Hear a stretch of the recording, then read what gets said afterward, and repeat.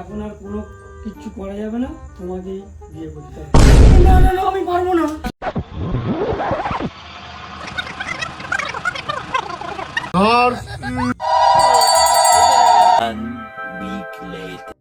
কই দাদা, তুমি এখানে বসে আছো? কাজকর্ম নেই নাকি এখানে বসে আছো তুমি এখন?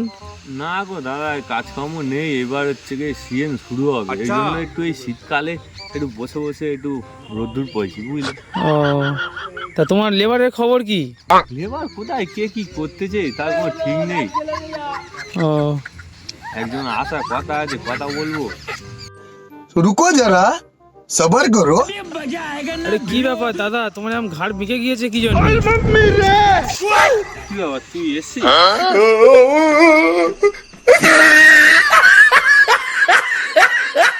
আরে দাদা কি হলো, তোমার দুজনে একেবারে কোনো কথা বলে একই